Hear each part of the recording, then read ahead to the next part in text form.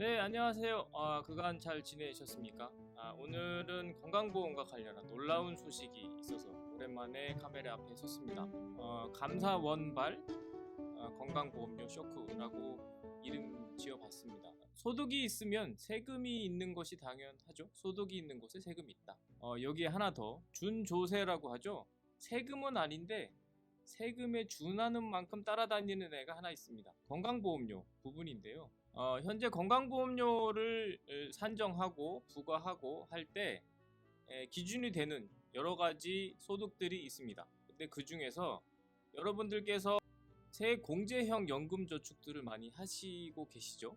그리고 또 추가로 하시려고 하시는 분들도 많이 있으시고, 그런데 개인연금을 나중에 수령하실 때 받는 연금액은 소득에 포함되지 않습니다. 그래서 건강보험료도 내실 필요가 없으셨죠. 그런데 이 부분을 수정하겠다. 사적연금 건보료에 대한 부과 방안을 마련해라 라고 얼마 전 감사원에서 보건복지부에 통보를 했습니다. 네. 그러면 이 얘기는 권고라든지 이런 거하고는 조금 차원이 다른 얘기겠죠. 그래서 어떤 내용인지 같이 한번 살펴보도록 하겠습니다. 이번 내용은 굉장히 여러분들의 실생활과 그리고 여러분들의 급여와 여러분들의 어떤 건강보험료를 내시는 그 고지서에 굉장히 영향을 많이 미칠 수 있는 굉장히 중요한 내용이기 때문에 잘 한번 보시면 좋겠습니다. 그러면 우선 건강보험료를 얘기하기 전에 건강보험료를 산정하는 데 필요한 소득이 있겠죠. 내가 얼마를 버니까 건강보험료를 얼마를 내라, 이런 부분이 있습니다. 여기서 소득이란 이자소득, 배당소득, 사업소득, 근로소득, 연금소득, 기타소득, 이 모든 소득을 합산해서 소득으로 봅니다. 근데 제가 방금 말씀드린 여러가지 소득 중에 연금소득이 있죠. 그러면 연금소득은 두 가지가 있습니다. 첫 번째는 개인연금소득이 있고요. 이걸 사적연금이라고 하죠. 두 번째는 국민연금도 연금소득에 속하죠.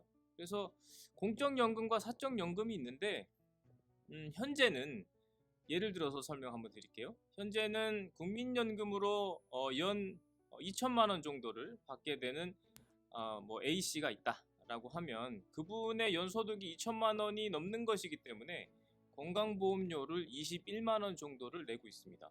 그런데 사적연금으로만 연간 1억 5천만 원을 넘게 받는 사람은 건강보험료가 없는 거죠. 1년에 1억 5천씩이나 연금으로 사적연금을 받으시는 분이 있는데 이분은 건강보험료를 한 푼도 이 항목에 대해서 내지 않고 계셨던 겁니다. 와, 1억 5천을 연금으로 받으면 참 해피할 것 같습니다. 그죠? 그런데 앞으로는 이 제도가 어떻게 바뀌냐면 사적연금도 건강보험료 부과를 해라 라고 지금 개정을 권고, 통보 이렇게 해 되어 있죠. 그러면 아까 말씀드린 1억 5천 정도를 연에 받으시는 분은 그 건강보험료를 내고 있지 않다가 약 39만 원 정도를 추가로 납부를 하셔야 됩니다. 이렇게 되면은 좀 많은 반발이 예상도 됩니다만, 또 이보다 더 중요한 것은 이렇게 바뀌고 나면 건강보험료를 내느냐 안 내느냐도 중요한 부분이지만 피부양자 자격이라는 것이 있습니다. 이건 뭐냐면 지금은 사실상 회사를 다니는 자녀가 있다면 자녀가 이제 30대 정도라고 하면 30대인 자녀가 회사에 다니는데 부모님이나 동생이나 기타 소득 수준이나 여러 가지에 해당되지 않으신 분들은 무임승차가 되어 있죠. 그래서 같은 혜택을 봅니다. 지금 보시는 것은 제가 2017년도에 보내드렸던 이메일 리포트의 한 부분인데 건강보험료를 산정하는 기준이 자꾸만 낮아진다라는 내용입니다. 그래서 지금은 연소득 2천만 원이 넘으면 피부양자 자격이 상실된다. 그리고 지역가입자로 전환이 되게 됩니다. 저는 이미 지역가입자죠. 안타깝게도. 그래서 많은 건강보험료를 납부하고 있습니다. 그래서 그 무서움이나 좀 짜증스러움을 좀 많이 알고 있죠. 그런데 여튼 지금은 건강보험료를 내지 않고 자녀 또는 형제 이런 직장 가입자의 밑으로 들어가서 건강보험 혜택을 받으시던 분들이 이 소득에 의해서 지역 가입자로 되게 되면 따로 건강보험료를 내셔야 됩니다. 굉장히 어렵게 말씀드린 것 같습니다만 감사원의 요지를 이렇게 축약해 보면 앞으로도 사적연금 시장이 늘어날 것이 뻔하고, 그런데 그대로 국민연금과의 차별을 두는 것은 문제가 있으니 국민연금을 수령하시는 분들에게 건강보험료를 부과를 했다면 사적연금도 똑같이 건강보험료를 부과해라. 이게 요지입니다. 우린 좀 차별을 뒀으면 좋겠는데, 그렇죠? 그리고 사실상 세액공제형 연금이나 이런 그 3층 보장이라고 하죠. 여러 가지 연금 제도를 국가에서 국민들에게 권유하고 연금 노후를 위해서 연금을 마련하십시오라고 권고를 할 때에는 세제 혜택들을 많이 드리면서 시행을 했었었는데 이것 또한 키포인트가 되는 혜택 중에 하나였습니다. 근데 지금은 이렇게 되면 그 정부의 발표라든지 정책 방향을 믿고 열심히 불입하셨던 분들에게는 아주 큰 불만 섞인 그런 내용들이 불만이 터져 나올 만한 대목입니다. 그래서 IRP나 연금저축, 연금펀드 가입하신 분들은 좀 정신이 번쩍 나실 만한 내용인데, 좀 더 멀리 나아가서 보면 사실 예전에 소득공제에서 제도가 좀 안 좋아지면서 세액공제형으로 바뀌었고 13월에 월급이라고 해가지고 다들 꼭 하셔야 되는 필수 상품으로 알고 계시고, 제가 이거에 대한 강의를 9월, 10월, 11월 넘어가면서 연말이 다가오면서 꽤 이런 요청을 많이 받으면서 또 이해 득실을 좀 따져드리기도 하고 그랬는데, 지속적으로 드려온 말씀은 뭐냐면 이런 세액 공제형 연금 상품은 조심해서 가입하셔야 된다.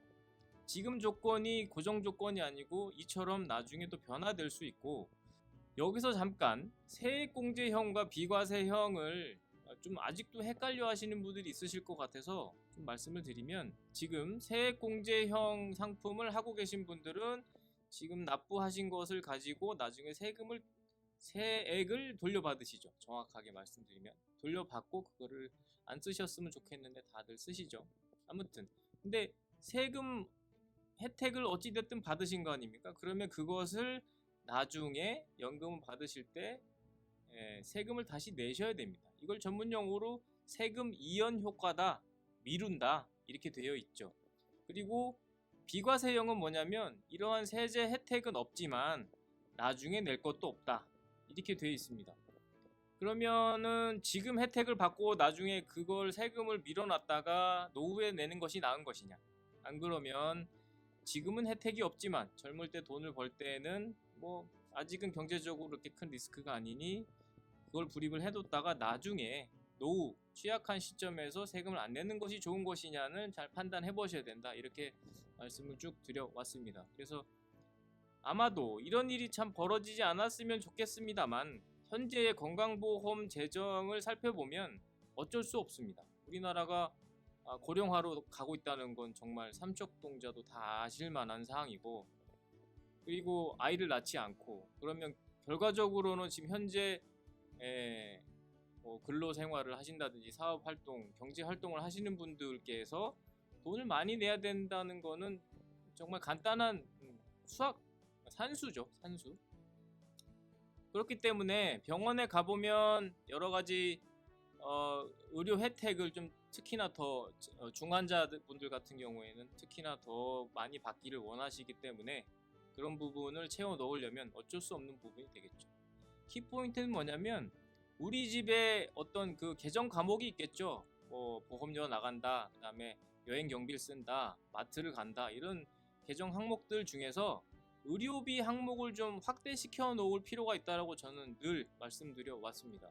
그러니까 국가적인 어떤 건강보험의 재정을 들여다보고 있으면 이런 생각이 자연스럽게 들 수밖에 없는데, 여튼 그래서 조금이나마 뭐 만약에 보험이 싫으시다면 의료용 통장을, 제가 늘 말씀드리죠, 의료용 통장을 마련해서 거기다가 비용을 한쪽으로 떼어서 혹시 우리 가족 중에 누군가가 아팠을 때 또 이렇게 뭐 건강보험에 대한 적용이 달라지거나 아니면 실손보험이 있으시지만 계속 제도가 안 좋아지고 있지 않습니까? 그러면 쓰지 못할 수도 있는데 그런 상황에서 쓴다든지 할 수 있는 통장을 마련해 놓으실 것을 꼭 추천을 드립니다.